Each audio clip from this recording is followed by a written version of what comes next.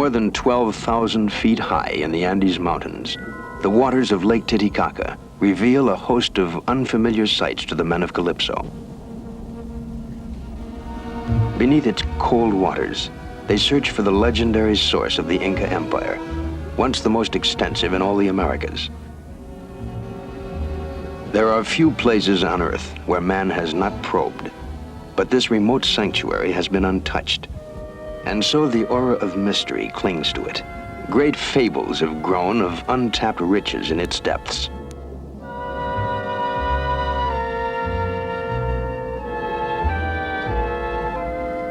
Muffled for centuries, each stone becomes a chronicle, hinting at civilizations that predate even the Inca.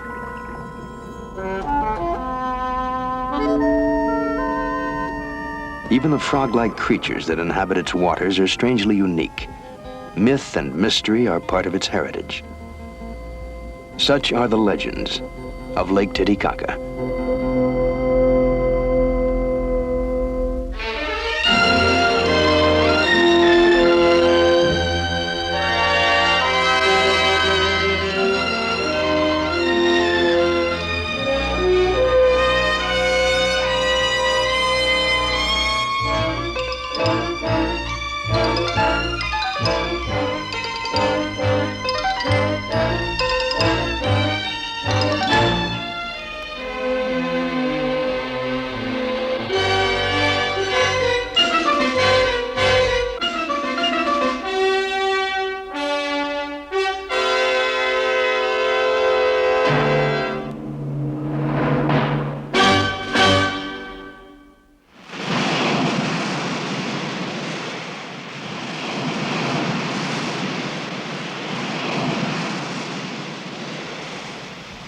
August 14th.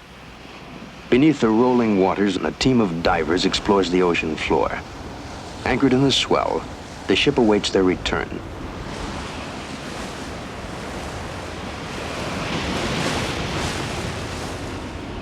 Captain Jacques Cousteau keeps a weather eye out as winds and the sea rise.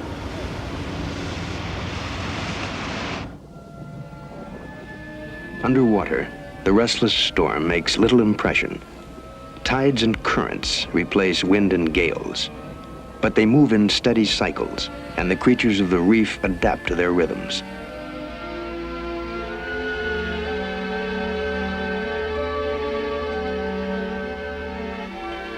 I know how peaceful it is down there. It feels like a three-dimensional rapture. I know what the temptation is to forget the surface and to swim from one surprise to another as erratically as jaywalkers.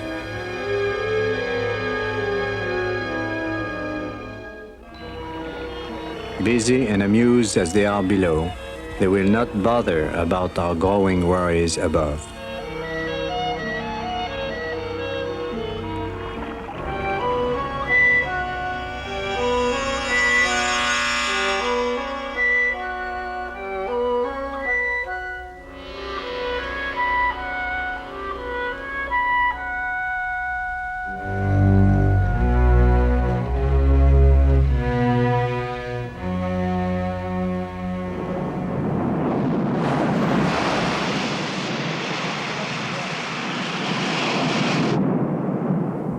As it often happens in hurricane season, the weather has turned very quickly. I call the divers back before recovery becomes impossible.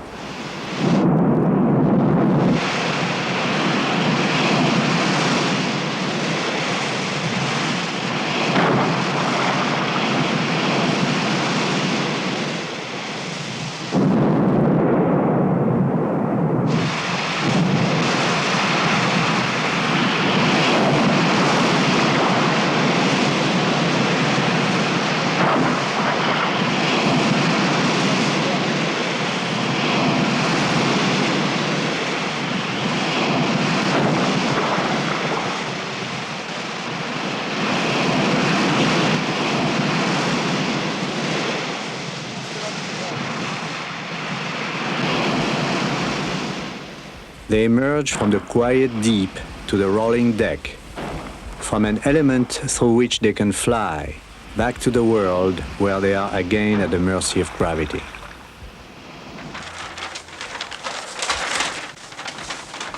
Jean-Paul, we are through with this operation. We should sail as soon as possible to Peru, because in 6 weeks it will be the rainy season on Lake Titicaca.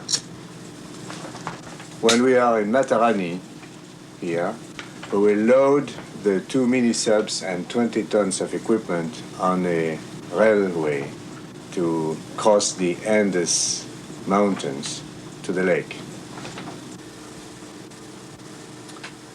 Why Lake Titicaca? Well, of course, the name is fascinating in itself, but that wouldn't be enough. For us divers, diving at almost 12,500 feet of altitude is quite a challenge. And we know nothing about the physiology of high-altitude diving. We know very little about the lake itself, as a matter of fact. The depth, the life there is, the geological origins. And we are also in Inca land. It means that all around the lake there are giant constructions and temples that may very well extend underwater. So we are going there to study human physiology, biology, geology, archaeology. And there also are legends. It is said that the Incas, when the Spanish arrived, have thrown into the lake very valuable gold pieces of art. Who knows?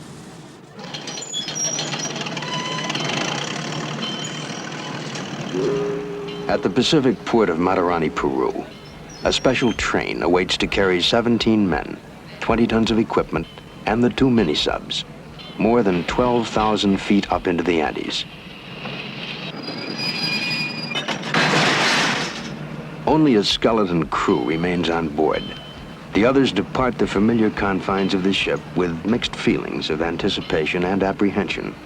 Zoom is left behind for fear of his reaction to a potentially hostile environment. An altimeter will track the ascent in meters of altitude.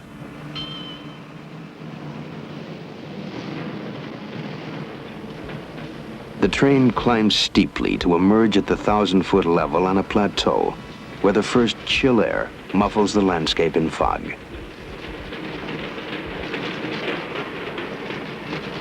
More than 4 centuries ago, the Spanish conquistador Francisco Pizarro crossed these mountains in a cruel and tireless search for gold.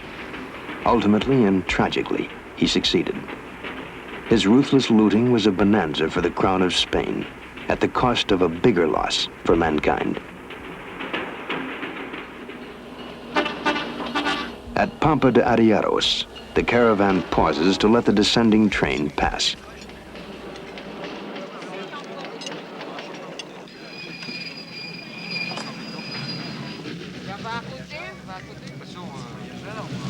We look at the Indians, and they look back at us. Between us, there is curiosity, but little possibility of understanding. We feel separated by differences as great as the height of the Andes and the depth of the sea.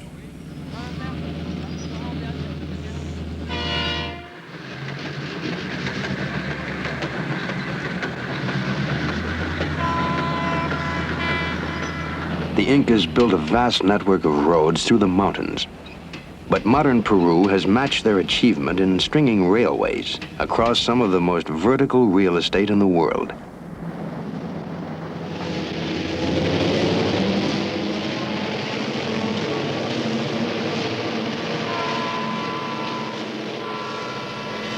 The divers have done little more than sit and watch the scenery go by. But they notice that even normal activities like walking and stooping bring lightheadedness. Crucero Alto, little more than a switching depot on the line, marks the highest point in the journey, 14,666 feet above sea level. From here, the expedition will drop 2,000 feet to the lake itself.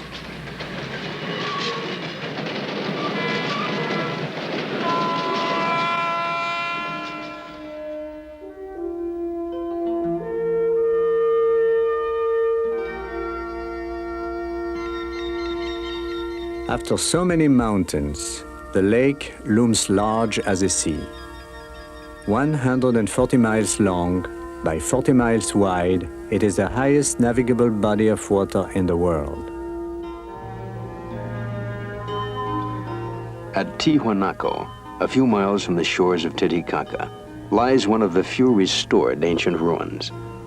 Archaeologists can discern traces of at least 5 civilizations in these stones, 4 of which predate the Incas. Much of the art and achievement popularly attributed to the Incas was actually contributed by the various peoples they replaced. Like the Romans, their skill lay in conquest and organization.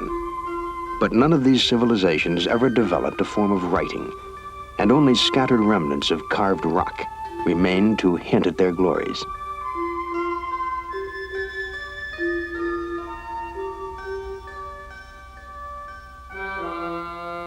Lake Titicaca forms part of the boundary between Peru and Bolivia. From the Peruvian port of Puno, the expedition crosses to the town of Copacabana in Bolivia, which will be its base of operations. The diving saucers excite the curiosity of the normally reserved mountain people, who immediately declare a holiday and insist on a fiesta.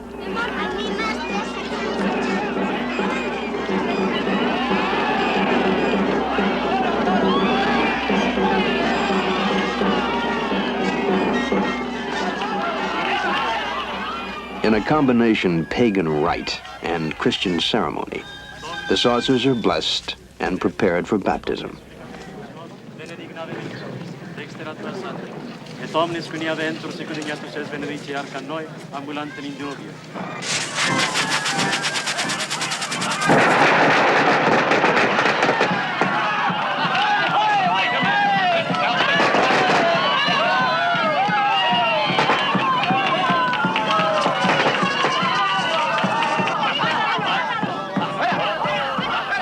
The costumes, made for a dozen different celebrations and dredged out for the affair, represent the Indians' interpretation of church holidays imposed by Spanish missionaries. Few remember their original meanings, and few care.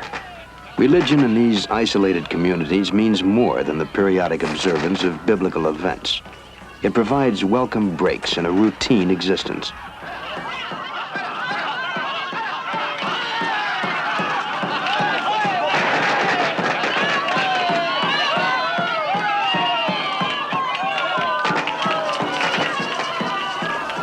Eager to get on with their work, the crew finds it impossible to shortcut the festivities. All rituals, down to the symbolic dipping of the saucers, must be completed first.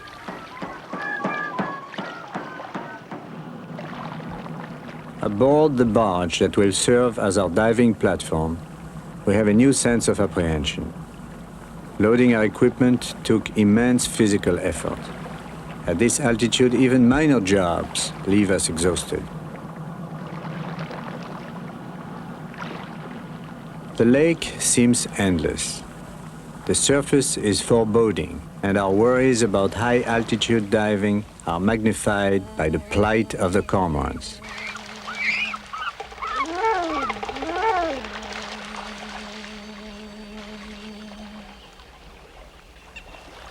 In the thin air of Lake Titicaca, normally graceful cormorants struggle to lift off the water.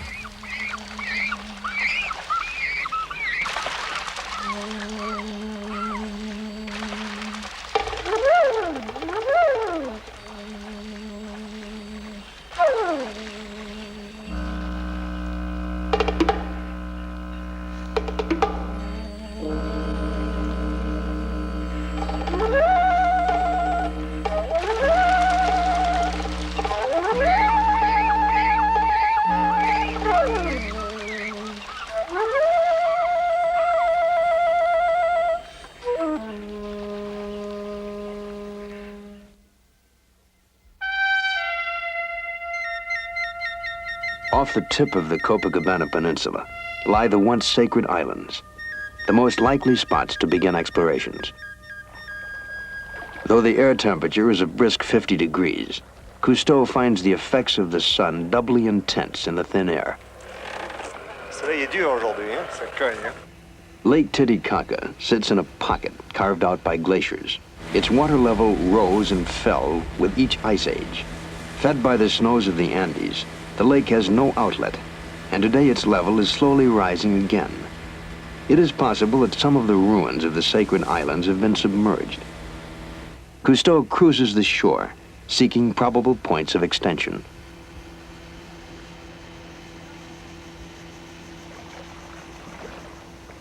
Aboard the barge, the crew prepares to conduct a test dive to determine how the altitude will affect their ability to perform tasks underwater.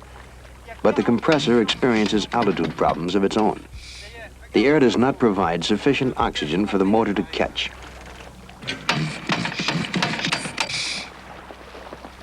The solution is to feed pure oxygen into the carburetor.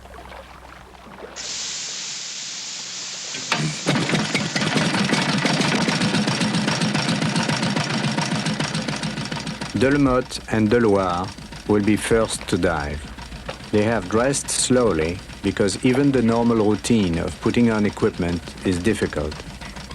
Before a man can move about with ease, his red corpuscle count, lung size, and metabolism must be altered. But it takes 3 generations for the human body to adapt in this way. We will film the exploratory dive to check the reactions of the divers as well as the visibility below the surface. Our greatest worry now is that exhaustion may overtake the divers.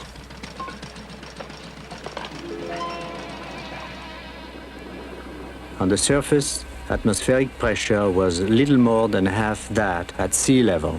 A lungful of air provided only half the oxygen.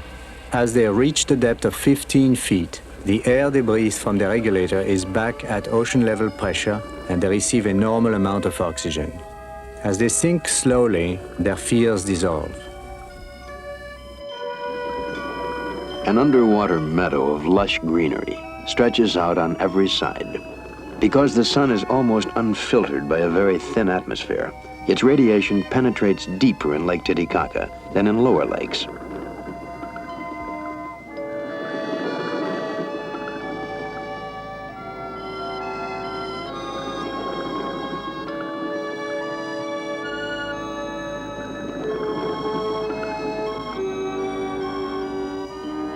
Under the vegetable carpet, the bottom is made of mud and silt, several yards thick.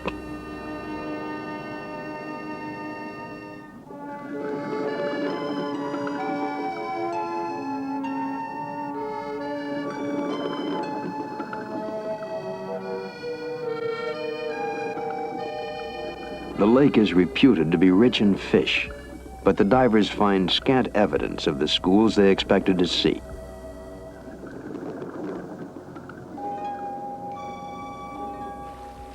As soon as they return to surface, the men are plagued again by exhaustion. We are pioneering a new field, high-altitude diving. It has its new rules that our physiologists have developed theoretically in Marseille and that we must verify in the field. To avoid decompression accidents, called the bends, decompression stops must be made on the way back to the surface. In the sea, these stops are made at the depth of 20 feet and then again at the depth of 10 feet. Here in the Strato Lake, the stops were set higher at 12 and 6 feet. Our new decompression tables for Titicaca have proven safe. Dr. Jacques submits the divers to a thorough re-examination. Physically, they do not seem to have suffered. Working underwater proves less exhausting than working on land at this altitude. But he fears the men may be unable to maintain a balance and rules that their workload be reduced by 40%.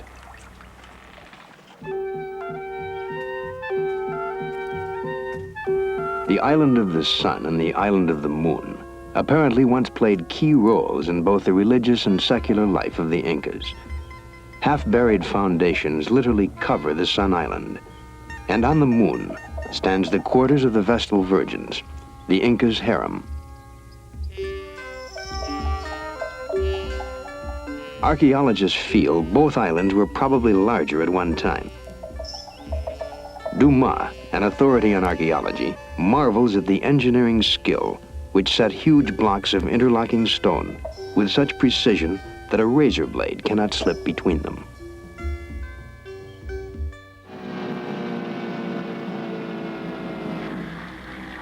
After calculating where underwater extensions are likely to be found, the divers follow a course that takes them through the waving Tortora reeds. The rubber Zodiac can swim over the reeds, but the outboard small propeller becomes badly snarled.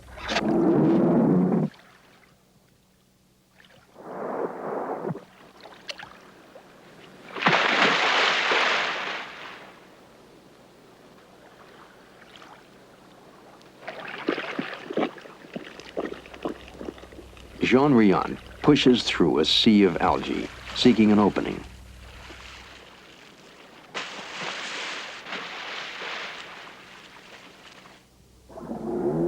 Growing in jungle-like profusion, the reeds threaten to entangle him as well. But the heavy growth also provides what is to be their most efficient means of transportation. Mechanization has its place on the lake, but Indian ingenuity provided the best method of navigating the reeds centuries ago. The canoes, made of the same reeds lashed together, draw bare inches of water.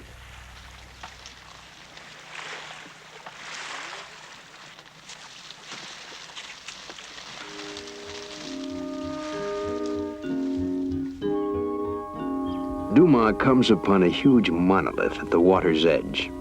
Its surface worn, it seems nevertheless to have once been cut and shaped.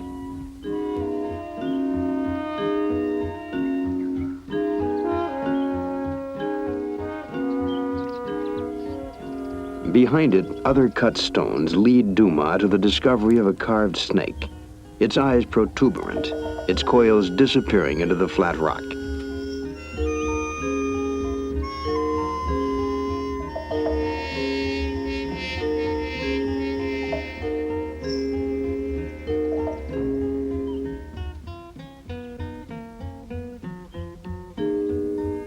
Dumas follows the trail across the narrow point of land to where it meets the water again.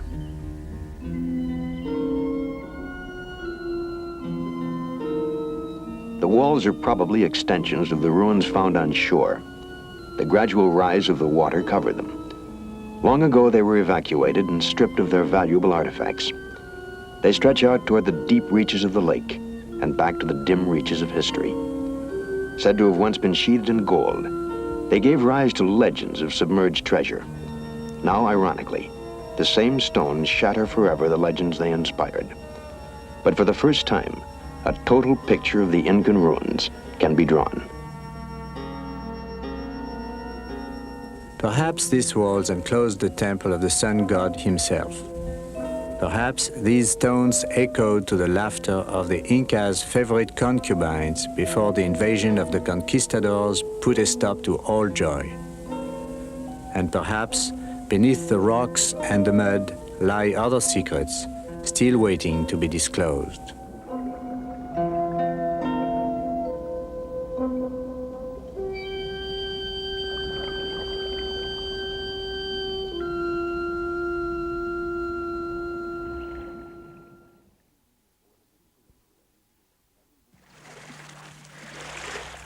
For the people of the lake, everything they don't understand is Inca.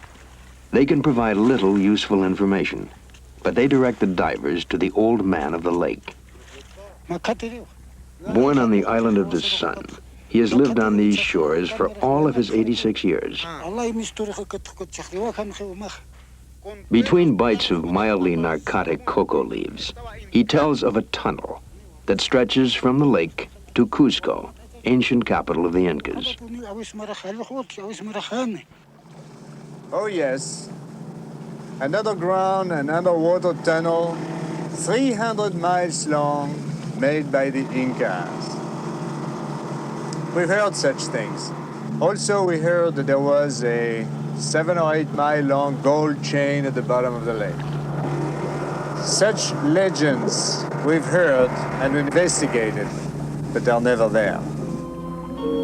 The water is generally clear, offering visibility of at least 60 feet. but the bottom is often a mess of thick reeds and piled stones. Covered with algae and almost indistinguishable from the surrounding rocks, what appears to be pieces of pottery catch Jean Riant's eye. Pottery shards are to archaeologists what nuggets are to prospectors. I have found earthenware jugs on many expeditions in the past. We know at first only that the pottery is primitive in design. Experts will affix the date and place of origin and thus bring meaning to the discovery. Simple artifacts often give a better picture of ancient times than ornaments left in the tombs of kings.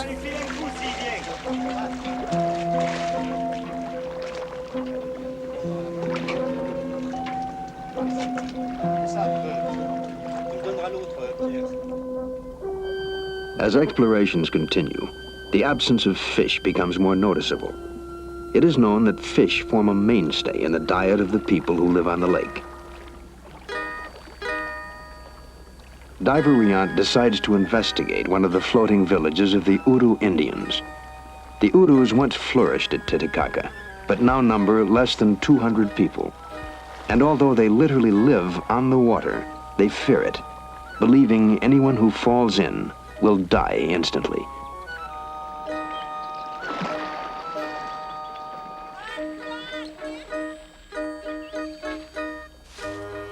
The islands that support the Uru villages float on the surface of the lake. They are built of layers of tortora reed. As the bottom layers rot, fresh reeds are spread on top. Though they tend fires carefully, stray sparks occasionally ignite the dry reeds, and the population takes to the canoes, waits until the fire burns itself out in the lake, and builds another village.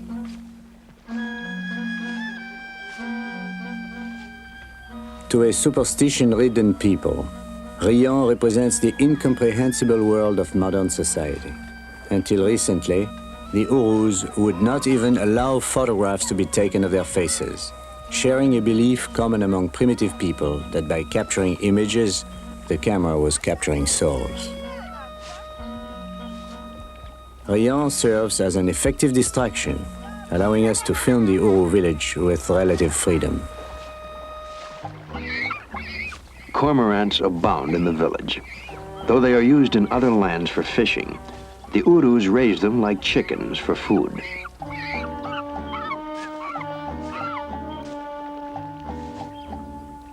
Were modern education more effective, Riant might have missed his most significant find. On his walk, he has seen items of pottery identical to the samples taken from the lake.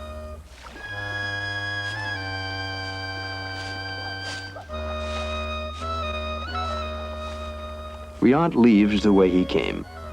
Perhaps a generation from now, mothers will persuade children to eat their suppers before the black and yellow devil emerges once more from the depths.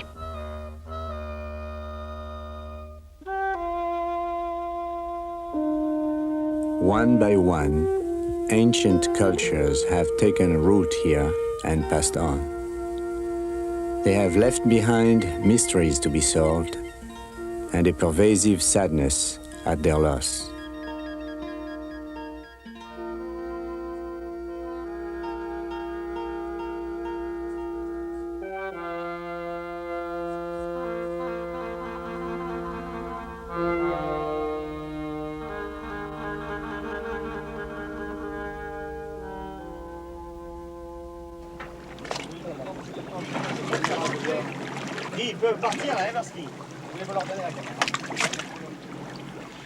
For 4 weeks, the divers have scouted the lake bottom as far as they could. Final scrutiny of the deep pools will be left to the mini-subs. As these are prepared, the divers begin investigations on the animal life of the lake.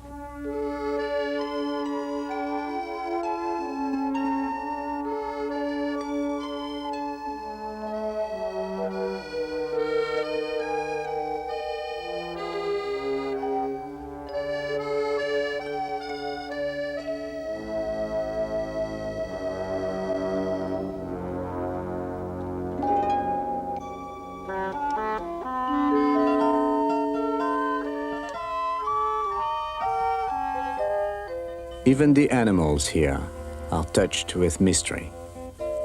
Though it acts like a frog, it looks like a toad. We have met them everywhere underwater, but never on the surface.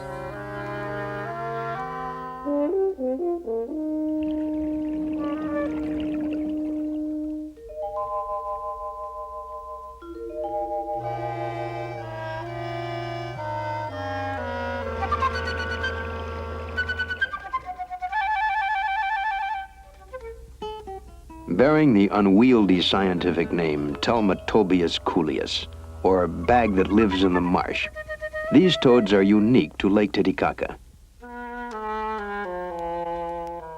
Most toads are amphibious. They must surface to breathe and live as much of their lives out of the water as in. In Telmatobius coolius, the lungs have atrophied past the point of use, yet none possess gills like fish. They breathe instead through bag-like folds of skin.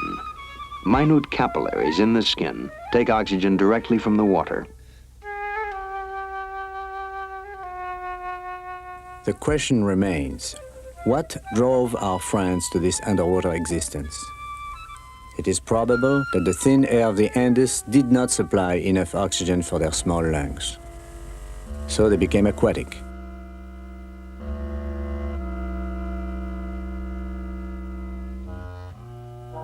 The toads spend most of their time in the protective growth on the bottom of the lake. Eternally submerged and voiceless, they cannot croak. Without a mating call, they perform a mating dance, 2 by 2, in delicate pantomime.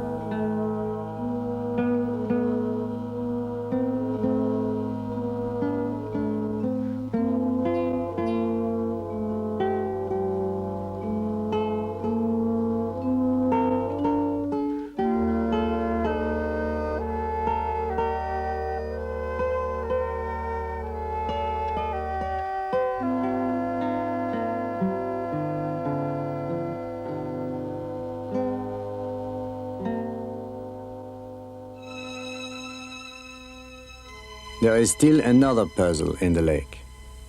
We come across scores of dead or dying fish scattered among the weeds. Some appear bloated, some misshapen. None seems to have been killed for food.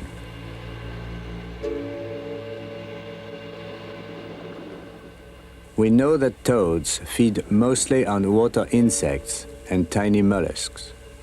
Nothing approaching the size of fully grown fish. The water birds, which flock on the shores of the lake, swallow their dinners whole. None of these could account for the mass slaughter such quantities of dead fish indicate.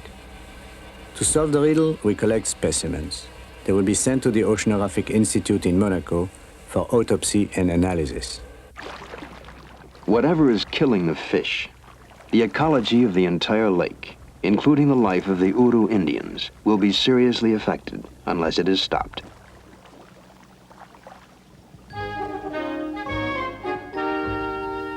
The incredible number of toads encountered prompts further study, a representative census of their population in Lake Titicaca.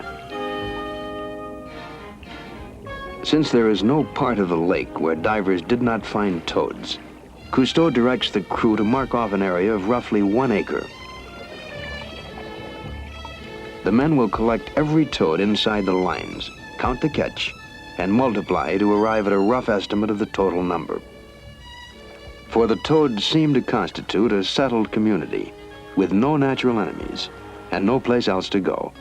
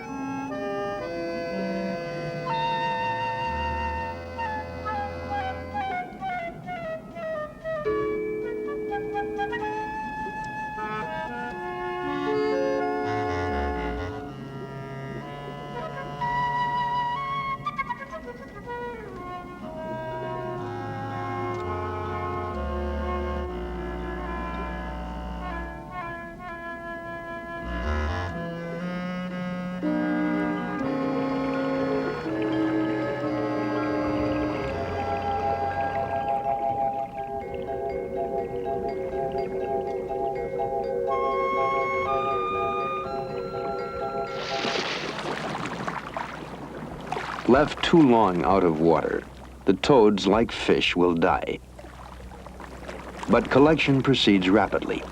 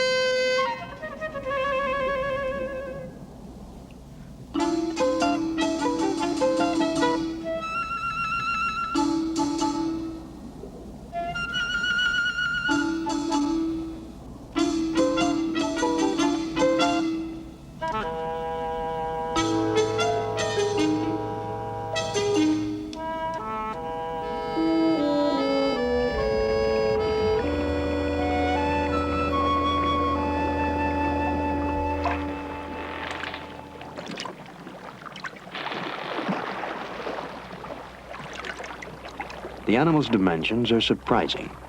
Stretched out, they average 2 feet in length, with feet and legs almost twice as long as the body.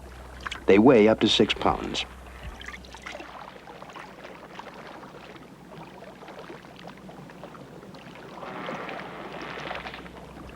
Selected specimens will be forwarded to the Institute in Monaco for further study.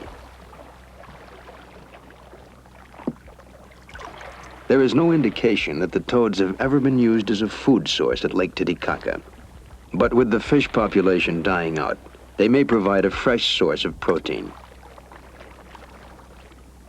Telmatobius coolius does not possess a uniform pattern of color or design. Each toad is an individual, bearing its own unique set of markings. The census complete, Falco releases the toads. The final count, 200. The estimate of Lake Titicaca's total toad population, 1 billion.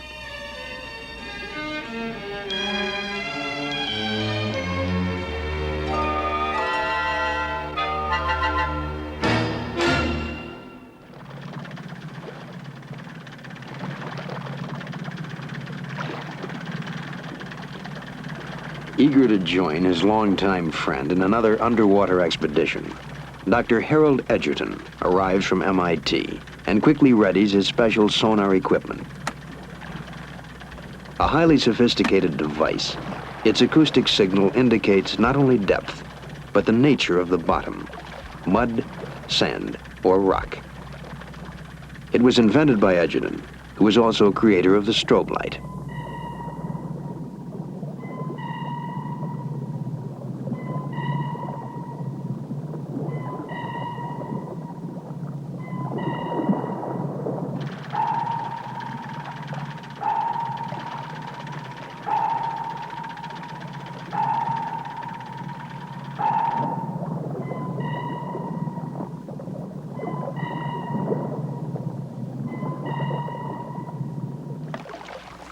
The magic of electronics etches a precise profile of the lake bottom. Baby, I wish to show you many of these records made in Lake Titicaca around the island of the sun and the island of the moon. One of the most interesting areas has been plotted up on another chart, which shows Sun Island, the main island of Copacabana. This map shows many records, sonar records, that have been consolidated into one map showing a ridge that comes up to about 50 feet deep, another ridge which comes up to the surface at this point and then disappears at about 330 feet deep.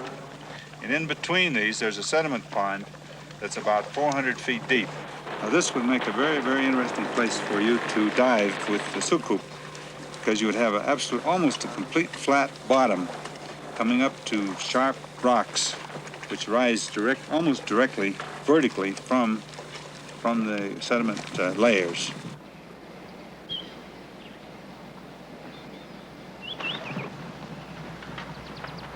Finally, the moment for the soucoupes, the mini-subs, arrives. You know, I feel like at sea here. I really can hardly realize that we are on a lake. Here in Lake Titicaca, in freshwater, the mini-subs will probably be 150 pounds heavy. We have to add some floats, additional floats that we don't need in the sea, that we are going to bolt on top of the saucers to compensate for this negative buoyancy. And we hope our pilots will be able to maneuver just as easily in Lake Titicaca as they do in the ocean. The barge in position.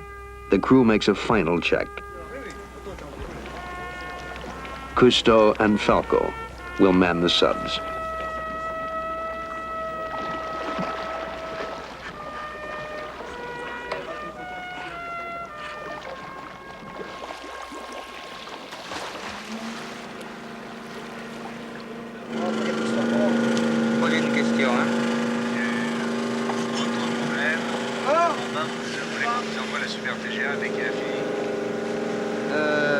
Alors, est-ce que tu crois que c'est bon pour toi?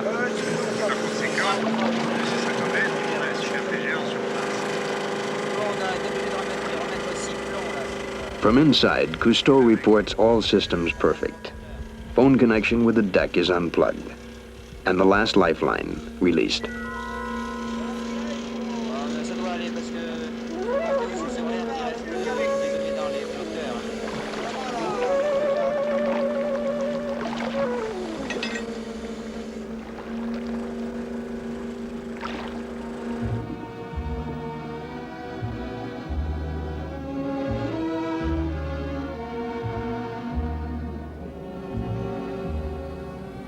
A diver accompanies the mini-subs as far as 100 feet to make sure they have not been damaged in the long trek from Matarani. Using the lights of the subs, Cousteau and Falco signal farewell.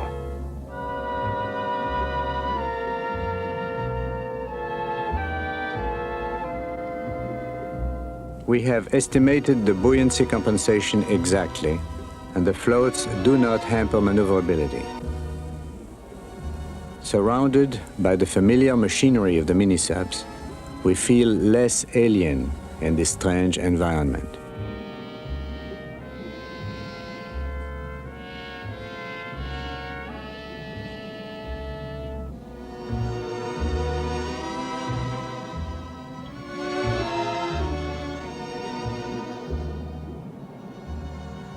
Steered by jets of water released through movable nozzles, the subs can be maneuvered with pinpoint accuracy. Cameras are mounted to film what the eye sees. The subs not only open new areas for underwater exploration, but also bring back a permanent record. The subs gingerly skirt the rocky ledge as they start down. With Edgerton's sonar chart to guide them, the descent goes quickly and smoothly. At a depth of 400 feet, the subs reach bottom and move off to examine the floor of the lake.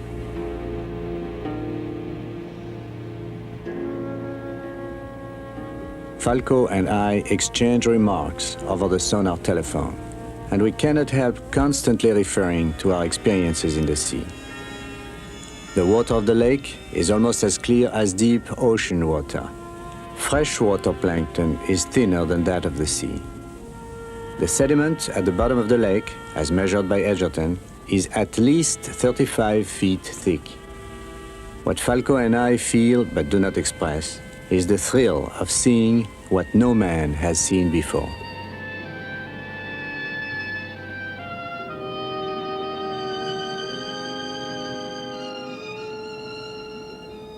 Halfway across the pool, their attention is sharply riveted by the sight of seemingly random tracings in the flat mud.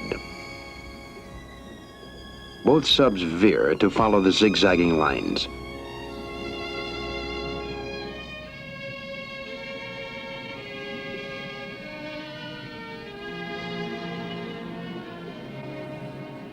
The tracks had been made by our old friends. I was shocked. There has never before been a record of toads living at depth of more than 400 feet.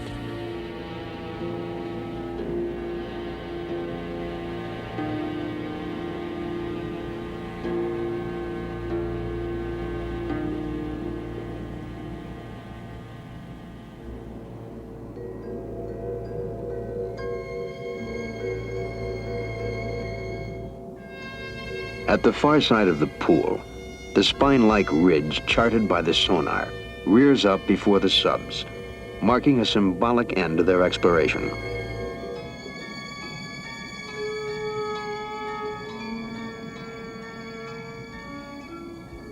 Cousteau signals Falco to start up.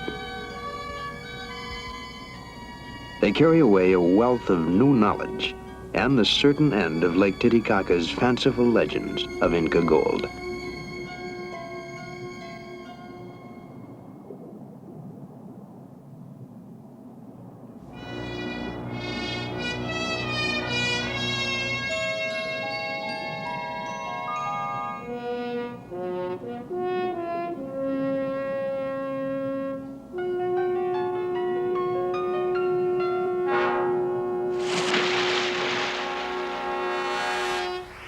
Like mechanical whales, the mini-subs signal their location to the barge. In the last instant of our journey, the appearance of the submarines at the surface spans 1,000 years in the history of Lake Titicaca. For the answer to the problem of dying fish, Cousteau journeys to Monaco.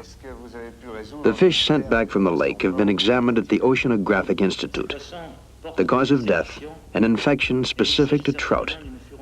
Trout were introduced into the lake in 1940 to provide a more substantial food fish. The results have been tragic. Now biologists are already at work, seeking countermeasures before both trout and native fish succumb, leaving the toads in sole possession of the legendary source of the Incas.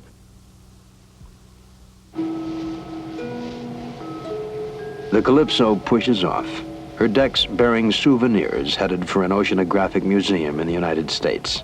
Her sailors home again, and the dust of ancient empires scattering before a fresh wind from the sea.